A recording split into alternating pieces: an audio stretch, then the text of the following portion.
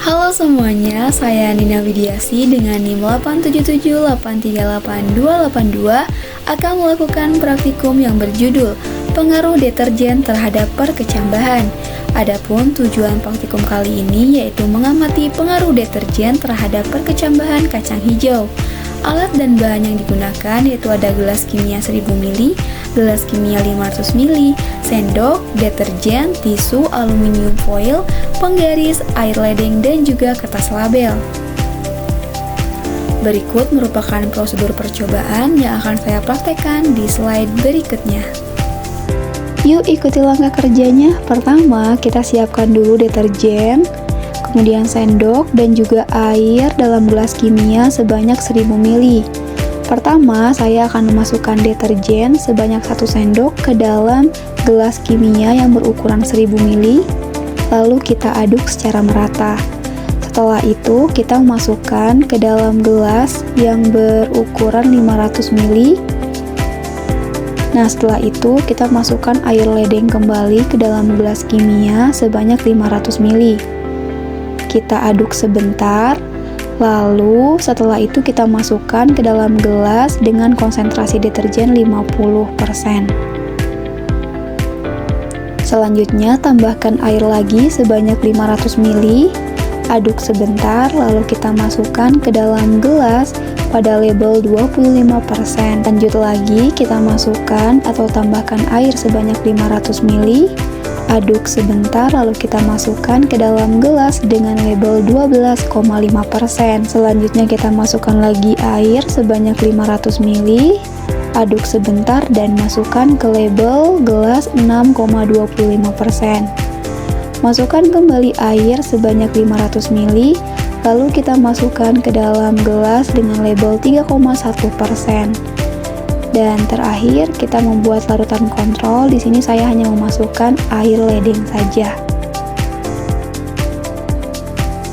Selanjutnya, siapkan tisu dan masukkan ke dalam gelas kecil yang telah saya labeli sesuai dengan konsentrasi deterjen. Setelah kita memasukkan tisu, maka kita akan memasukkan biji kacang hijau ke dalam setiap gelas tersebut. Di sini saya memasukkan 10 biji kacang hijau untuk setiap gelas. Selanjutnya, saya akan memasukkan 5 sendok air ke dalam gelas yang telah saya labeli sesuai dengan label konsentrasinya.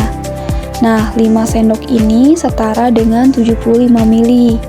Bagi kalian yang ingin mencobanya, kalian bisa menambahkan air 75 ml sampai 100 ml. Pastikan kalian memasukkannya sesuai dengan label yang sama. Nah, untuk gelas kontrol, kita harus menggunakan sendok yang bersih agar tidak terkena pengaruh dari deterjen. Selanjutnya, siapkan aluminium foil, lalu saya akan menutup gelas yang telah berisi kacang hijau tersebut dengan aluminium foil agar terhindar dari sinar matahari atau agar dalam keadaan gelap. Nah, setelah itu kita akan mengamati selama 2 perlakuan, yaitu 24 jam dan 48 jam. Nah, selanjutnya setelah 24 jam, saya akan membuka aluminium foil dalam gelas tersebut. Kemudian, saya akan melakukan pengukuran atau pengamatan untuk melihat pertumbuhan biji kacang hijau. Di sini, saya mengeluarkan biji kacang hijau dari masing-masing gelas ke dalam tisu atau alas kertas. Lalu setelah itu, saya akan melakukan pengukuran berapa pertumbuhan biji kacang hijau setiap gelasnya. Di sini saya menghitung satu persatu dari 10 biji kacang hijau tersebut dengan sangat hati-hati karena melihat kacang hijau ini memiliki ukuran yang kecil sehingga kita perlu berhati-hati dalam melakukan pengukuran. Nah, jika telah mengukur, maka jangan lupa mencatat setiap hasil pengukuran ke dalam tabel pengamatan. Jika sudah selesai, maka kita akan memasukkan kembali biji kacang hijau ke dalam gelas sesuai dengan konsentrasinya. Lalu saya menutupnya kembali dengan aluminium foil dan akan menyimpannya lagi selama 48 jam.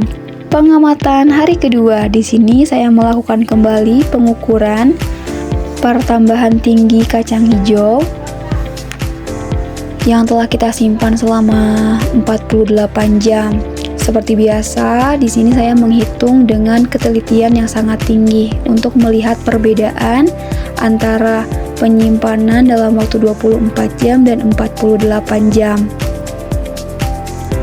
Jika sudah selesai melakukan pengukuran, jangan lupa kalian mencatat setiap hasil ke dalam tabel pengamatan atau buku pengamatan. Jika sudah selesai mengukur, maka berikut hasil pengamatannya. Sampai jumpa lagi.